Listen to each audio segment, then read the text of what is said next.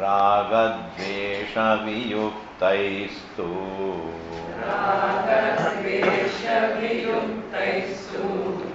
विषयानिन्द्रियैश्चरन्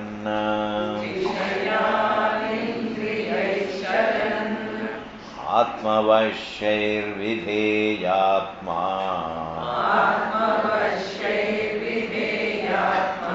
प्रसादमधिगच्छति प्रसादे सर्वदुःखानां हानिरस्योपजायते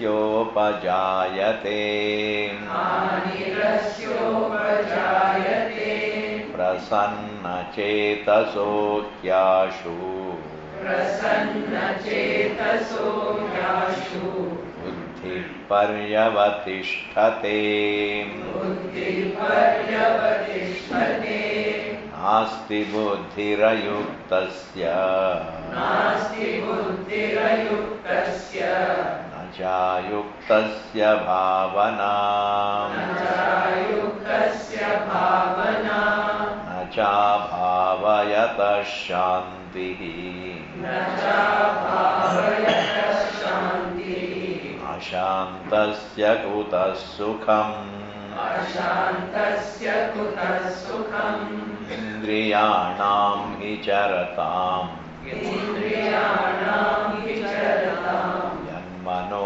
यन्मनोनुविधीयते तदस्य हरति प्रज्ञाम् वायुर्नावमिवाम्भसि तस्माद्यस्य महाबाहो निगृहीतानि सर्वशः इन्द्रियाणीन्द्रियार्थेभ्यः तस्य प्रज्ञा प्रतिष्ठिता So we have seen quotable quote. Bhagavan ka, is one of Bhagavan Krishna's quotable quotes is Buddhi nashat pranashyati. It's a quotable quote. When man loses reasoning, he is as good as destroyed. A human being minus human reasoning, a human being minus reasoning is gone. Then he is neither useful for himself nor useful for others. Then you may ask a question, doesn't matter, even if he is not useful. No, he will be harmful. Because either you are useful or you are harmful. There is no limbo state. Understand? There is no state in between. हाँ जी, ये तो बहुत बड़ी बात. When a person is not living usefully, then he is living in a very harmfully. He is living is going to be harmful.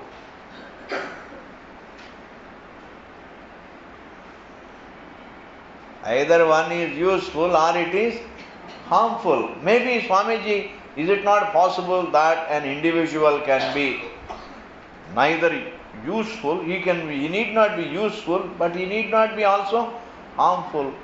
No. When you are not usefully occupied, then what are you occupied?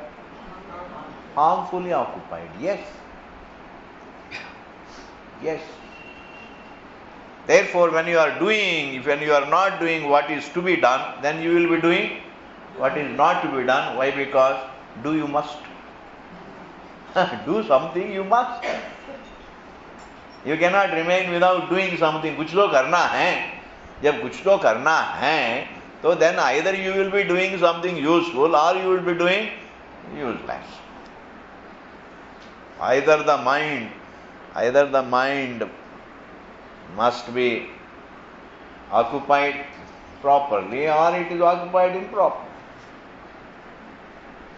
Either it is a temple of God or it is a devil's workshop. Either the mind is God's temple or it is a devil's workshop. No, it is neither the temple of God nor it is a devil's workshop. It is your wishful thinking. It is your wishful thinking. And therefore here it is said, a man who doesn't use his reasoning or who has lost reasoning, he is as good as destroyed. Therefore, the entire violent history of man, if you look into the history of mankind, the entire history of man, put some paper away.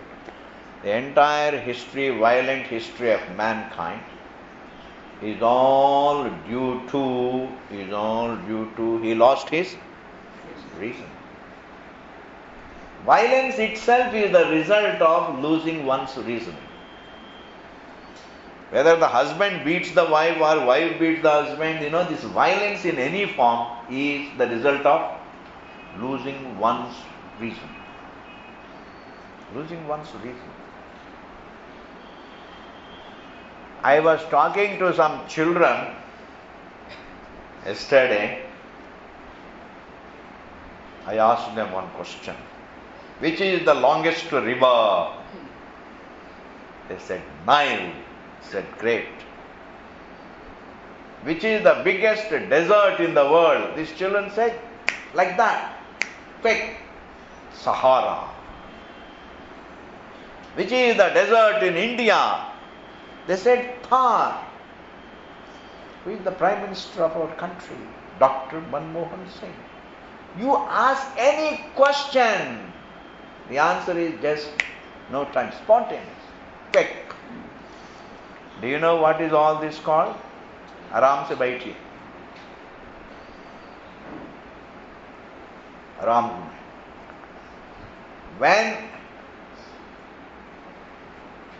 What is all this? General knowledge. Understand? This is all called general. In the modern times, people are very good in general knowledge.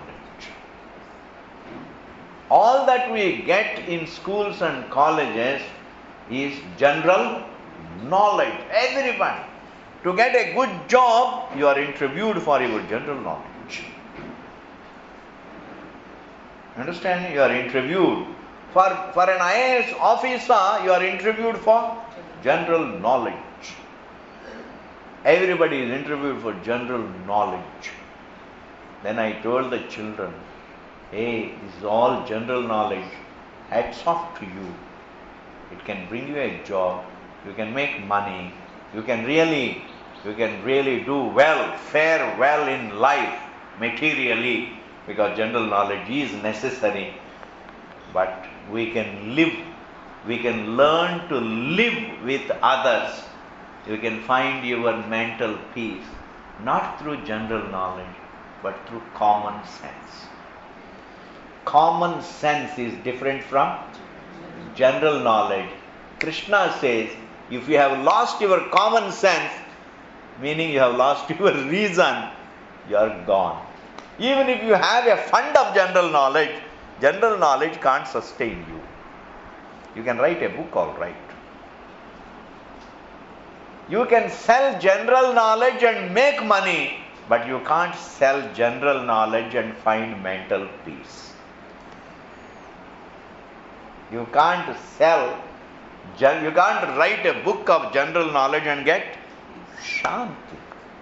Supposing you have lost your mental peace despite having money, then what do you do? Therefore, there is a huge difference between general knowledge, which goes by the name education. There is a huge difference between general knowledge and common sense. Common sense, we don't study from books. We are born with common sense. Common sense is what makes us human beings. Minus common sense, one is not a human being. What we call human being is nothing, he is an animal with a common sense. An animal with a common sense is called a human being. And any human being minus common sense is just gone. Bhagavan Krishna uses a very, what you call, a very scholarly term called buddhi. Buddhi means reason. Is reason different from common sense? Reason is not different from common sense. Reason is common sense. And therefore, when does one lose reason? When does one lose common sense?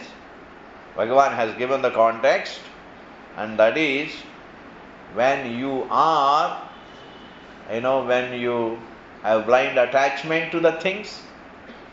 Attachment leads to frustration, and frustration leads to helplessness, and that leads to loss of memory, and that leads to finally loss of brain.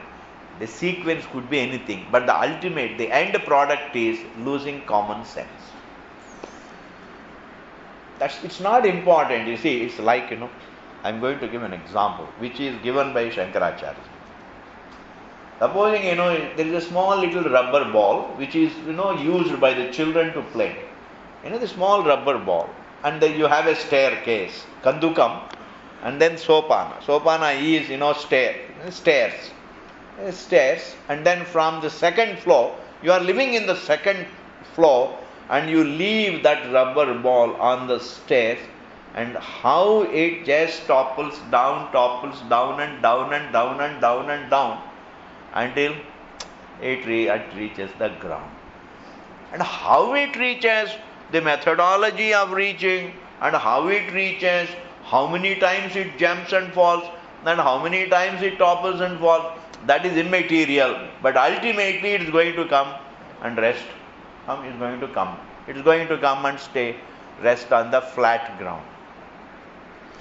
Its fall would be complete. There will be no incomplete fall. Once it starts falling, then the fall shall be complete. Similarly, when a person starts really making, if a person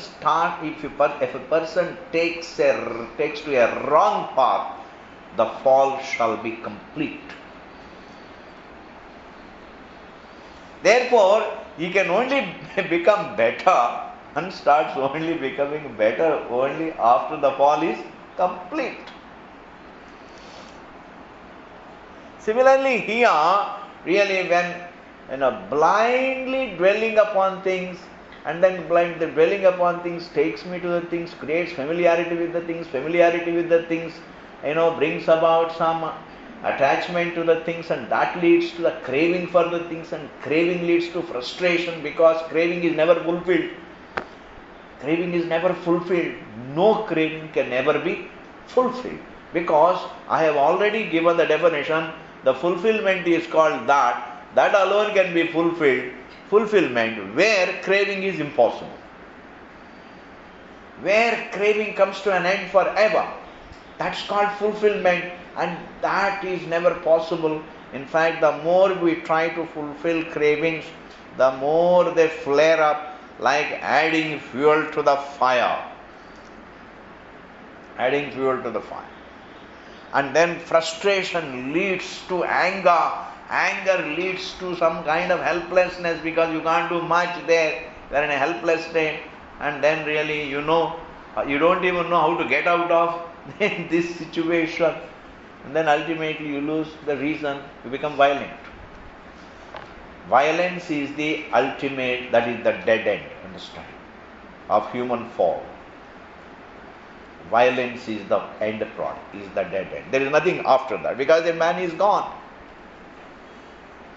Like death is the dead end of life, of this life, the dead end of this life is death.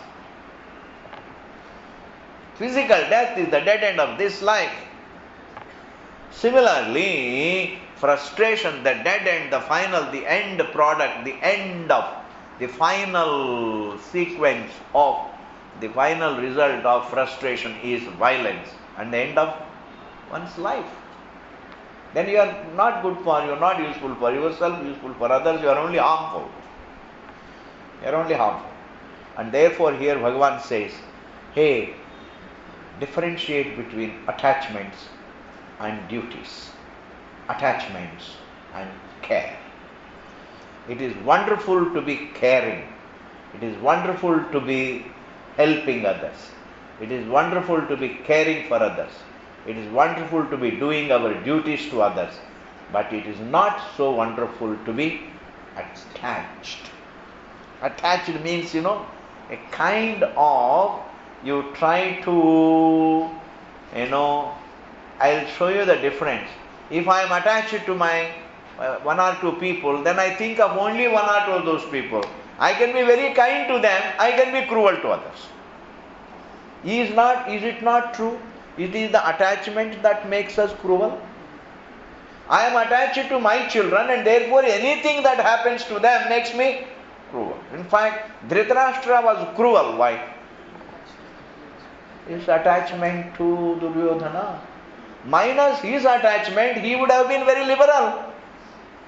Minus his attachment to blind attachment, let me qualify it. He was, not that he was only caring, he was blindly attached to Duryodhana, and that made him non-liberal. He was unkind to Pandavas, he was unkind to everybody else, he was unkind to Bhishma, unkind to everybody. Why? Because he was attached to one person. Supposing you are not attached to that one person, you look upon that person also as a part of creation. My children are a part of creation. My children also are is a part of the whole creation. My children are not special.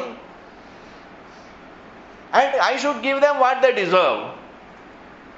Therefore, I should care for them. But I should also care for others. I should be a caring person. Whoever comes for help, I should be able to care. As a king, I should care for everyone.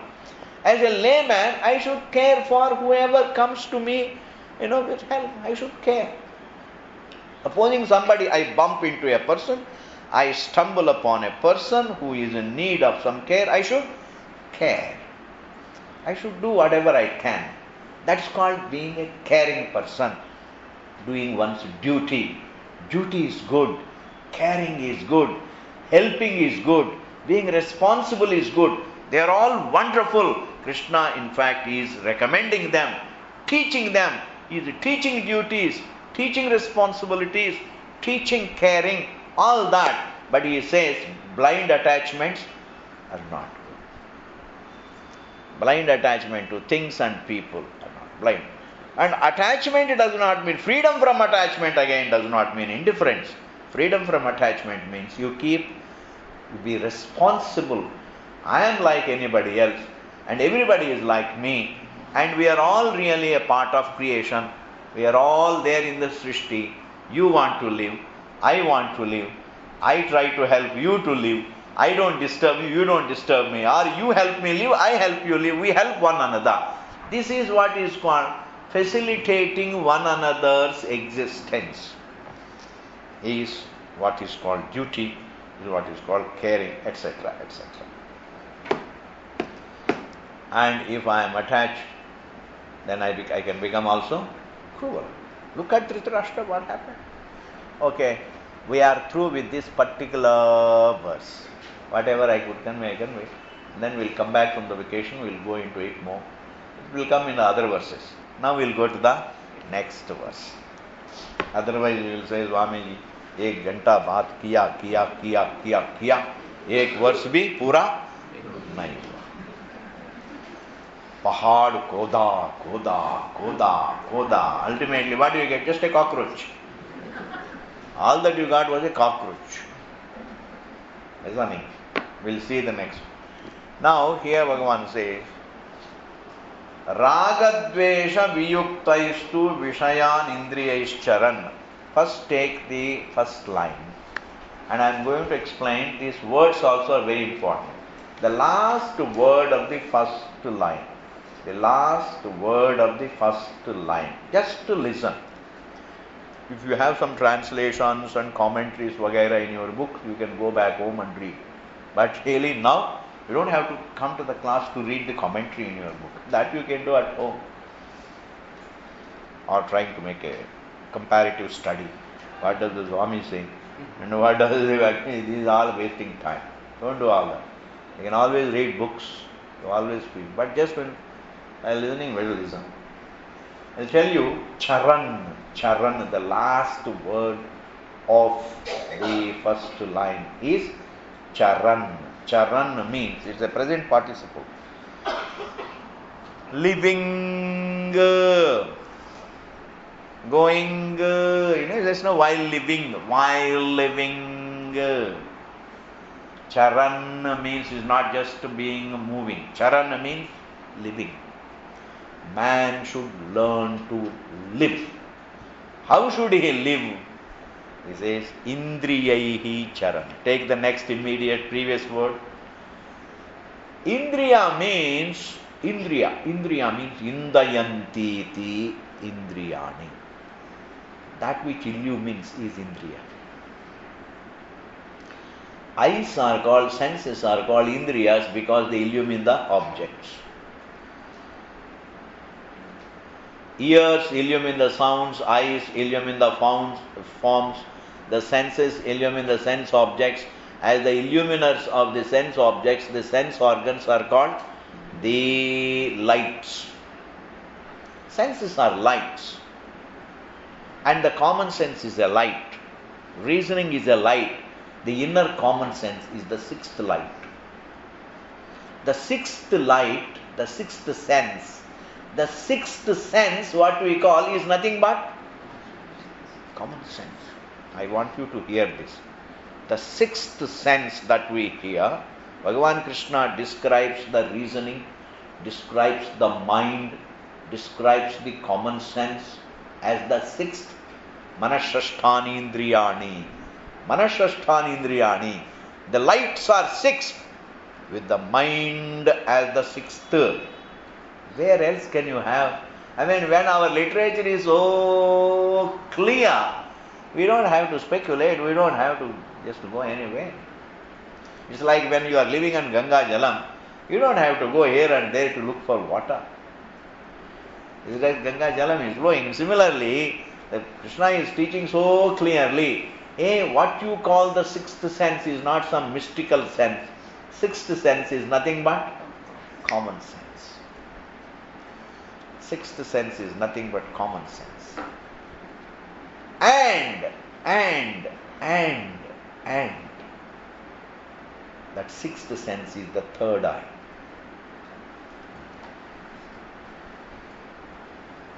That common sense. It can be used even to understand the truth. Because even when you listen to the Shastram, even to appreciate, I have to use my reasoning. Even to appreciate a profound scripture like Bhagavad Gita or Vedanta, I have to use my common sense, my reasoning. Therefore, it is important to understand the mind itself as the common sense itself as the sixth sense.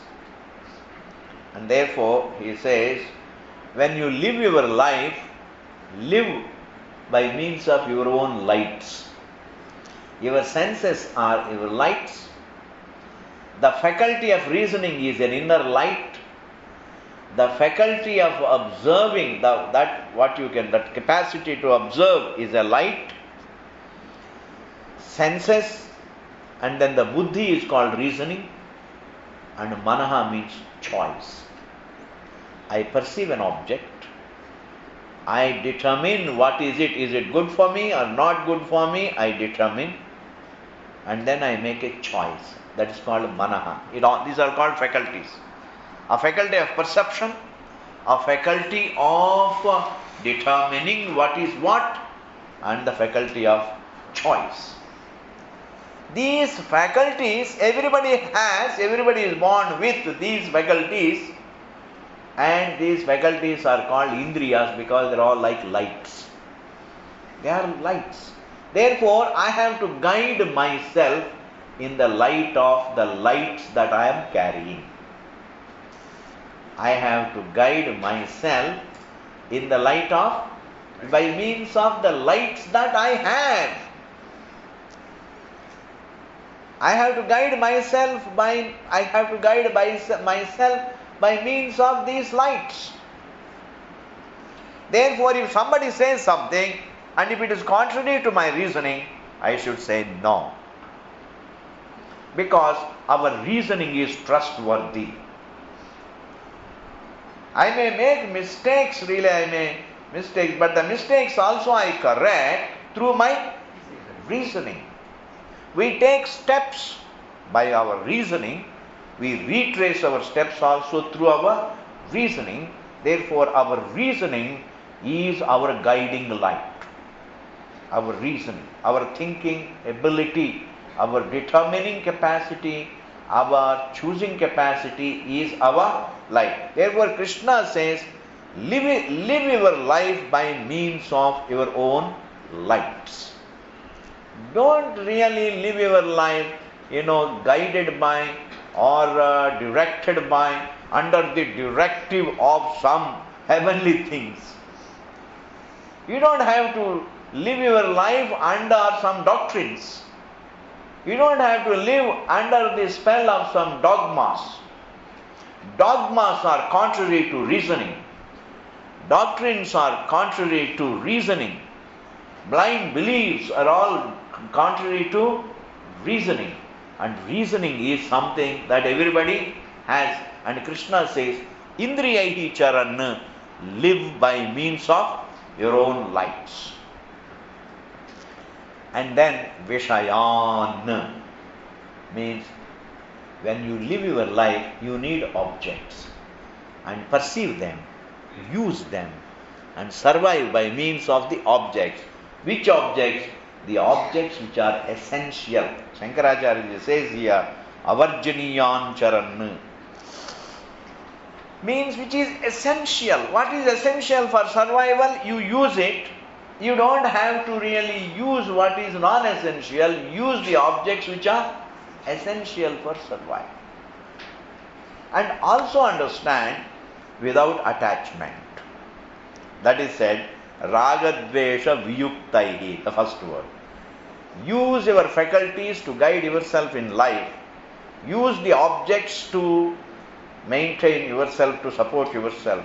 Use the objects for survival. Use the objects for survival, but use only the right objects for survival. Don't use the wrong objects, and there also don't have likes and dislikes. This is a very beautiful statement, and then I'll try to explain, try to see how true it is that really attachments are illogical. I don't say attachments are bad or good. I say attachments are illogical. They make no sense. Even thinking, that I will own it, doesn't make sense. Why? Krishna says, and then all over our scriptures say, supposing we breathe air, but can we own it? I tell you, if we can own it, you will own the whole air and see to it that everybody falls dead. We won't allow. Fortunately, God's creation can't be owned. If God's creation can be owned, the richest man would own God's creation and really not allow life at all. It would be anti. Nobody can survive. Are you able to follow? Air we breathe, but we can't own it. The sunlight we use, but we can't own it. The earth we use all right, the earthly objects, but we can't own it. Water we use and we can't own it. When we were born, we came empty-handed. When we go also, we go empty-handed. This is our greatest India. Everybody in India says, Khali haath se aaya, khali haath जाएंगे, राम नाम सत्य है, खाली हाथ आया, खाली हाथ जाएंगे, राम नाम सत्य है. People have heard only Ram Nam Satya hai, but the other one is also very important. Kali Hath Aya, Kali Hath Jayega. Ram Nam Satya hai. Is it an ordinary unfoldment? My God, it's a statement of truth. That means you can't own anything. Even if a person has been billionaire, he can't own anything. That one can't own anything is a fact. That we can't own anything is a fact. Then what should be our attitude? Krishna says, use the creation. Live by means of creation. Don't try to own it or be attached to it. Use the creation for survival. Use the creation for survival and live to know the source of the creation. Live in the creation. Use the creation for survival, and then while living in the creation, live in the creation, use the creation for survival, and the purpose for which you should live in the creation is that you should know the source. And the source of the creation happens to be very intimate. The creation seems to be external, the source is internal. इसको सुन लीजिए, you didn't hear. Creation looks external, but the source is internal. What did I say? The creation looks external, but the source of it is internal, meaning oneself. Thus, live in the creation to know the source. This is the first line. Vishayan ragadvesha viyuktaistu Vishayan indriyais charan. Live your life. And then he says, Atma vashyahi vidheyatma. Atma vashyahi means use the faculties, but the faculties should not be out of your control. Use the reasoning, but reasoning should not be out of your control. Means what? You should be able to handle reasoning. You should be able to handle your choice. Use your senses. Use your choice. Use your buddhi, the understanding capacity. Use all your faculties, and they should not be out of your hand. And then live your life to understand yourself. In this, what happens is, a student asks the question, Swamiji, you talk about senses and the buddhi, the capacity to understand, and the choice. Use the objects to survive, use the objects to live, and then to know the source, the truth.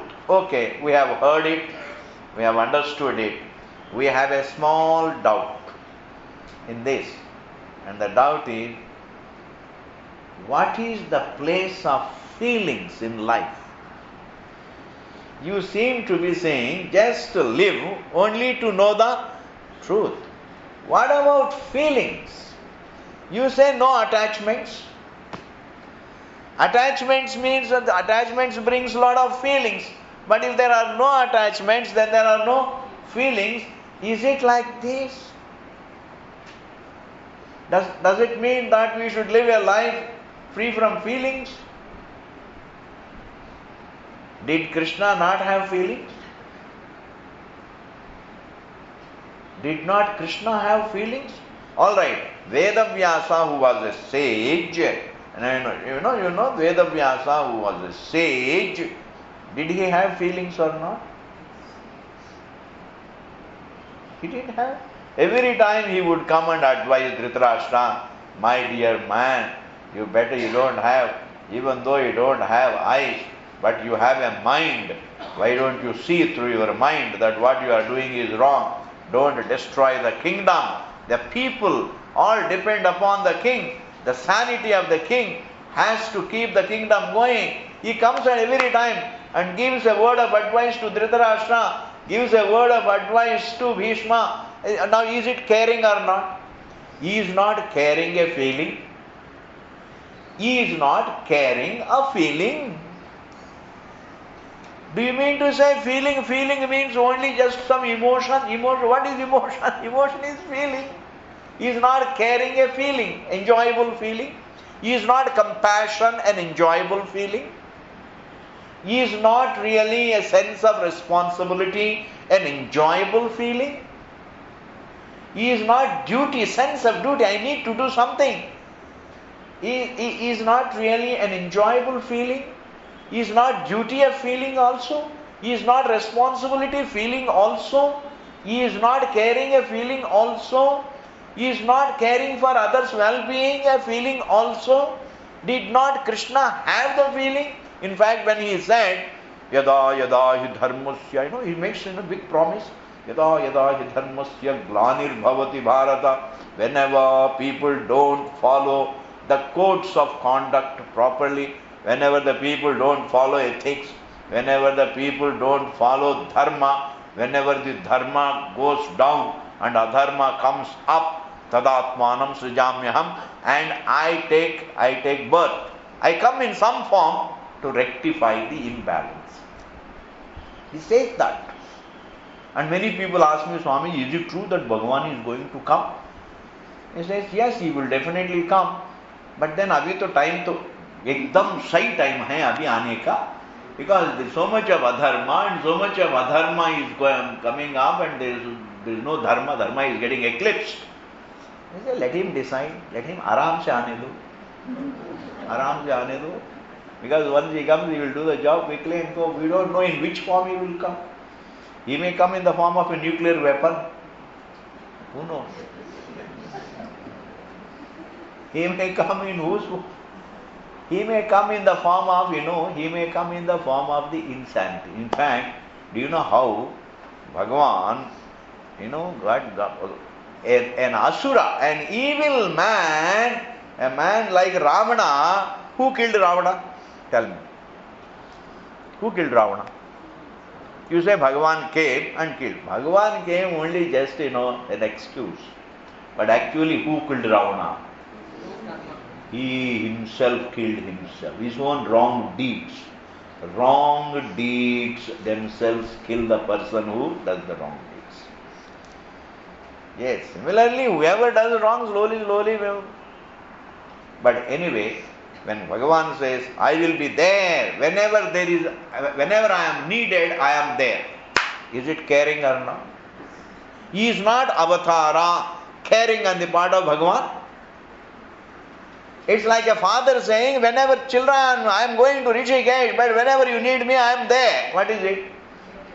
It's caring. It's feeling. Therefore, Bhagavad Gita does not only, it teaches the truth, and truth implies all enjoyable feelings. Truth implies all enjoyable feelings. You cannot be a student of truth and uncaring. You can't be a student of truth and unfeeling. You can't be a student of truth and irresponsible. You can't be a student of truth and failing in doing your duty. I mean, you can't be a student of truth and be adharmic. And therefore, now please tell me, is there a place for feelings or not? I say feelings are inseparable from the truth.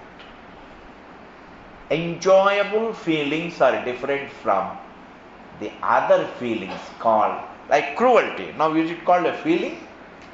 Lack of feeling, understand? Cruelty, don't include it into the feelings.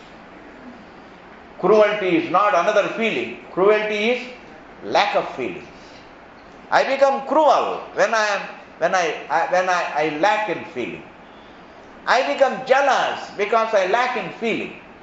I become greedy because I lack in feeling. And therefore, all those wrong things are not a part of feeling. Cruelty, it's a negative, even though we call them negative feelings, they are not negative feelings. They are all something in the absence, there are something that happens in the absence of feeling.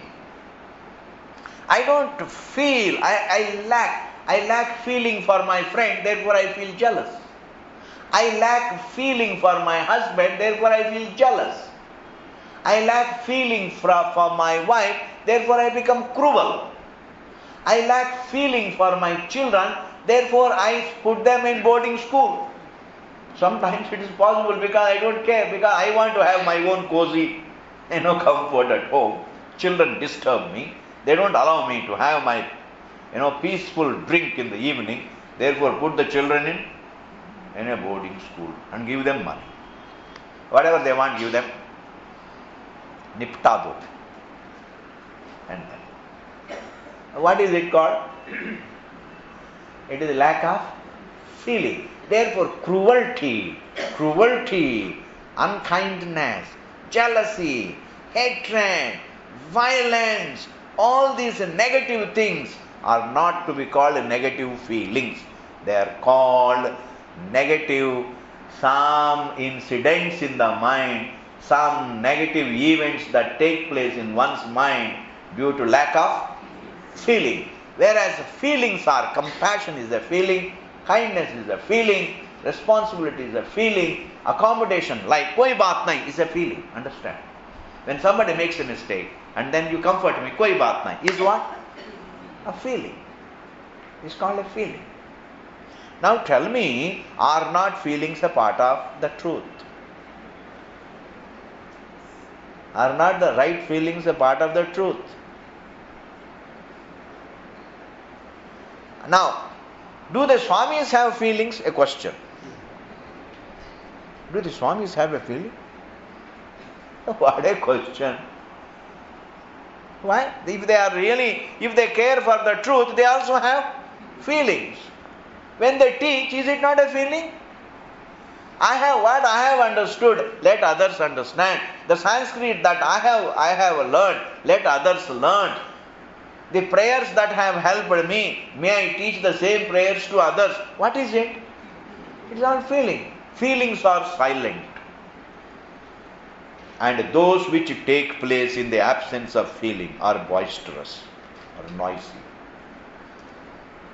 You understand? The anti-feelings, those things like jealousy is noisy, hatred is noisy, violence is noisy.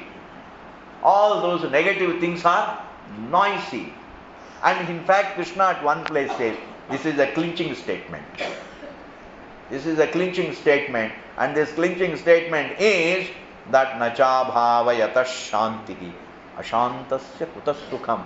Krishna says, a man who has no right feelings has no comfort, has no peace.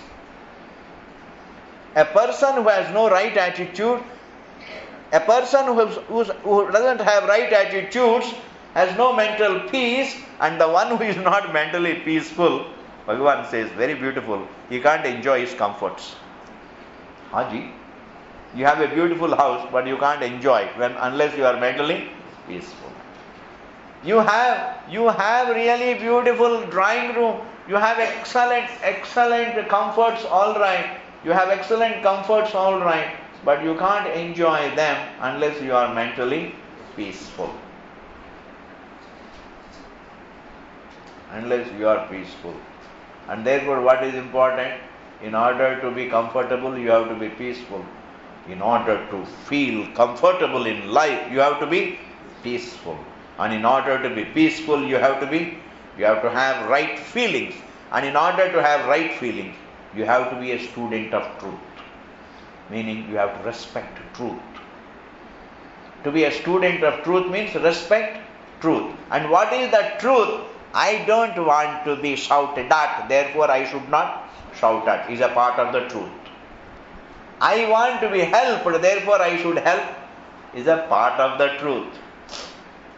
I want to live, therefore I want others to let me live, therefore I should let others to live.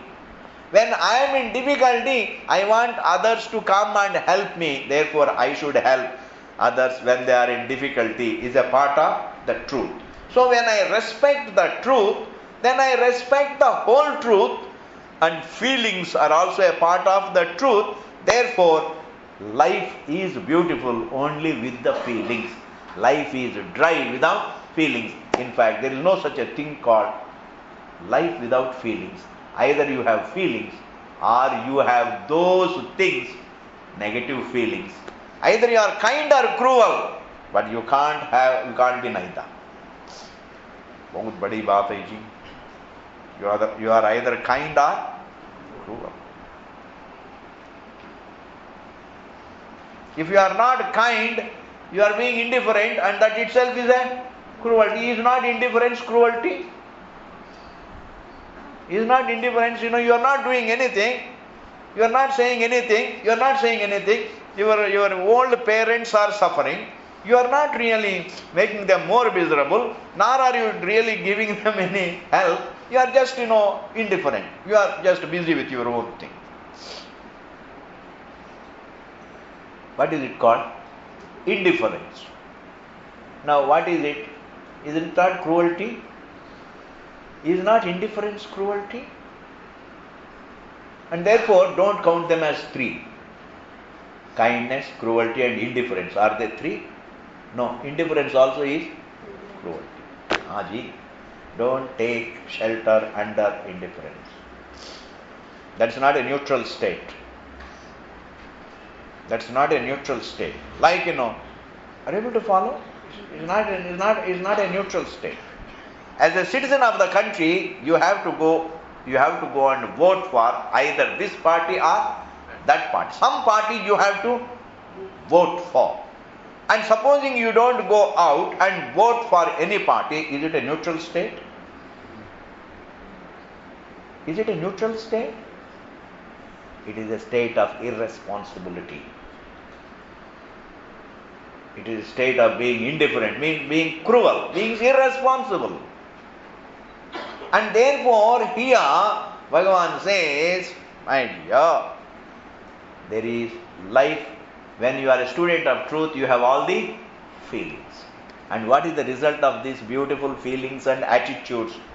Atmavashaihi vidheyatma. And when your faculties are under your control, when your mind is under your control, prasadam adhigacchati. You choicelessly get prasadam. And that prasadam, the prasadam is prasannata, mental peace. The word prasada I am going to talk about for some time, just relax. Prasadam. Say all of you, what is it called? Prasadam. Prasadam is not a thing.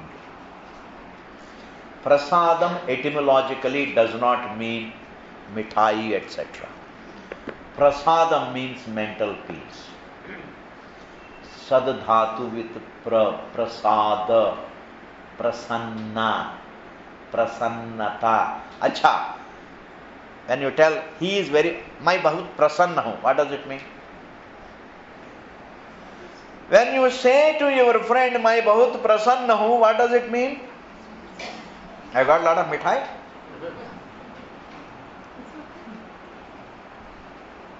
Prasanna matlab, I am mentally pleased, happy, satisfied, I am peaceful. That peaceful state of the mind is called prasada. But even an object is called prasada. If I receive it as a God's grace, it makes me mentally peaceful. And therefore, even an object that triggers, that contributes to my mental peace, that gives me mental peace, therefore it is called prasadam. Because it gives me prasadam, therefore it is prasadam. By itself it is not prasadam. What is it that choicelessly makes me peaceful? To respect the truth, to use one's reasoning, and to be respectful of the truth, and not to be attached, and not to have any blind attachments, but to be responsible, to entertain a sense of duty, to be kind, to be accommodative, to have all the values. These right values, right attitudes, right feelings and right visions about ourselves, the right view about ourselves, the right feelings and attitudes etc. All that goes by the name right, choicelessly makes us peaceful. Are you able to follow? That is called prasadam. Now, Krishna here says, you become choicelessly peaceful. Prasadam adhigachiti is a present tense. I am going to tell you in English grammar. Listen to this point. I want you to think. In English grammar, the sun rises. What does it mean?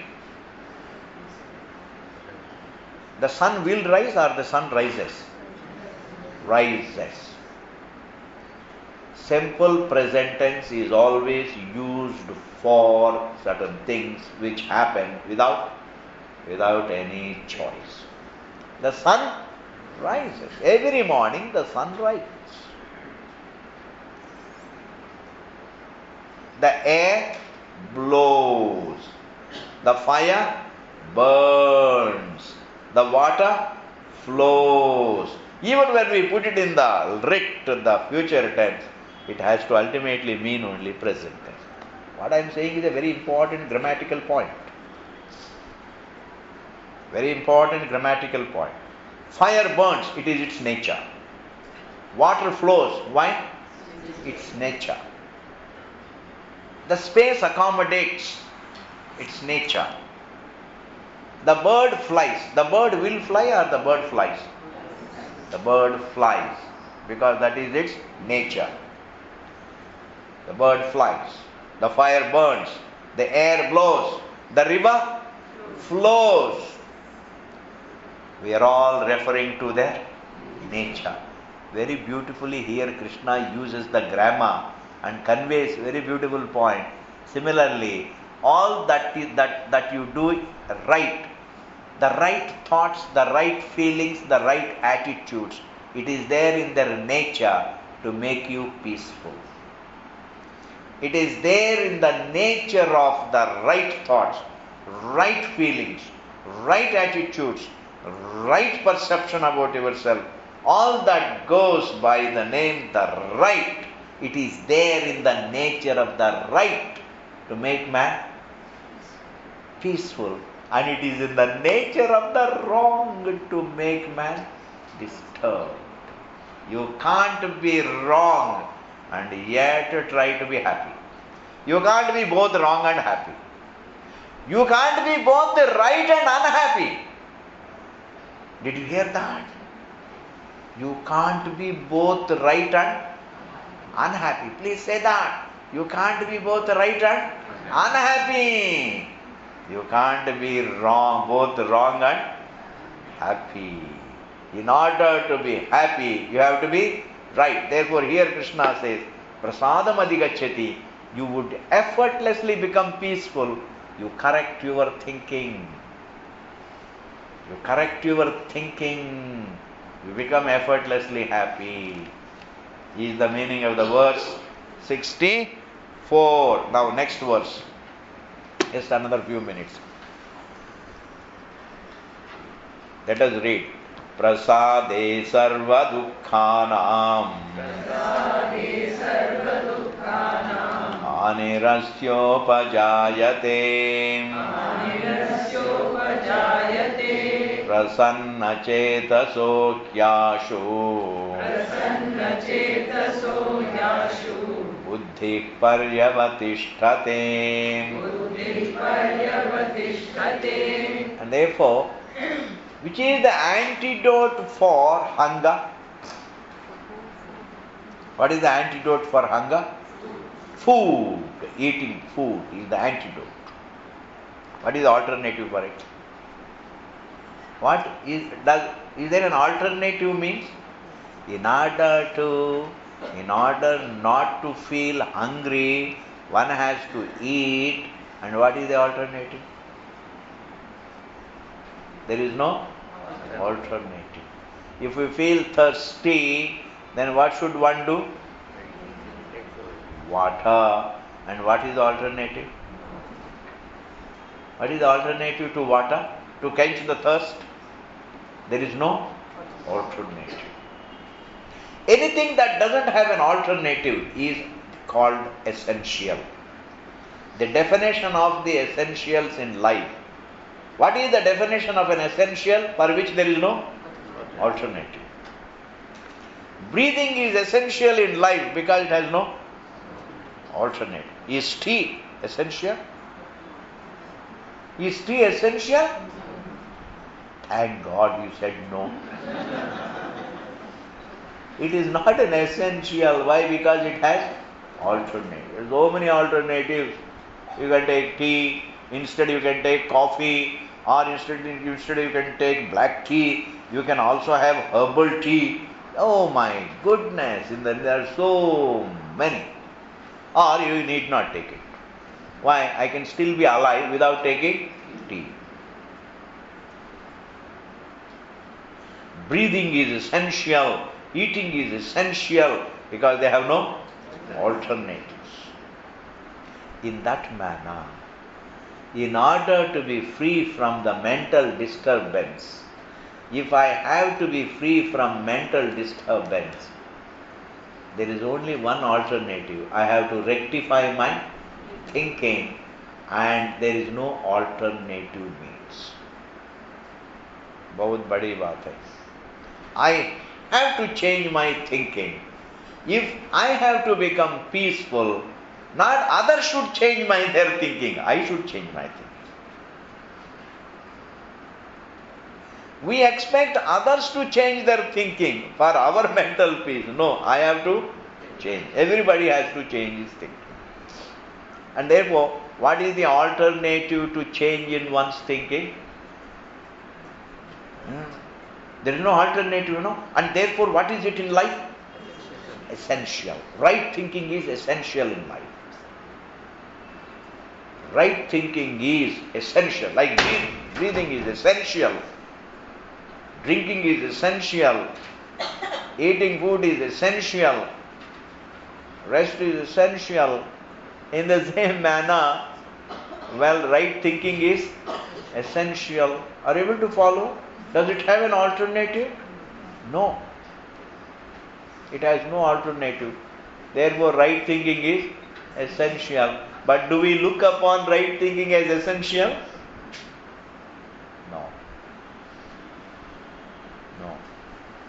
In fact, it is the right thinking that determines my mental peace, and peace is also very essential because it is the mental peace that resolves mental disturbance.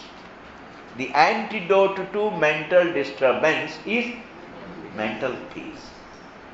Mental peace is the antidote to mental disturbance. And what else can resolve the mental? What else is the antidote? If mental peace can resolve mental disturbance, what else can resolve mental disturbance? Nothing else. There is no alternative to mental peace. Therefore, mental peace is essential in life. And for mental peace, right thinking is essential in life. Now I am coming to a very important point, then we will conclude. And to think rightly, you have to study scripture. And therefore, studying scripture also is essential because there is no alternative. Studying the scripture which talks about the truth is essential because there is no alternative to the scripture. Therefore, one has to look into one's scripture at least. You should incorporate scripture into your life. Scripture need not monopolize your life. Scripture need not be allowed to monopolize your life, but it should become a part of your life, should incorporate it. I should do my duties, but I should also look into the scripture, what it says to me about myself. And that is going to be the meaning of the verse which is coming, that is verse number 65. And this verse we will see in the next class. And the next class will be the Gita class. But then tomorrow there will be class tomorrow. Then after tomorrow we will come back on July the 1st. On July the 1st. It happens to be some Wednesday or something. So the 1st itself you will have Gita class. So you are most welcome at the time. And in the meantime, please look after yourself. Keep reading the notes that you have made, and then supposing you are confused about as to how to spend 2 months, I'll tell you, go for long walks, drink lot of water, don't fight with others, look after your old parents, don't fight with parents also, because don't take liberty with their souls. Parents also have souls. Please do this japa. Because they are so caring for you, don't eat up their dimag. Unko dimag mat khao. Look after them. Let them live in peace. And therefore, and then really what you can do is, do a lot of prayer. Prayer is, pray to God, God inspire me towards doing the right things. Inspire me towards studying, inspire me towards doing my duty, inspire me towards, caring for others, inspire me to do exercises, and inspire me to do pranayama every day. This is important, pranayama. And then we'll see you when we come back. Thank you very much. Om Purnamadaha Purnamidam Purnaat Purnamudachyate Purnasya Purnamadaya Purname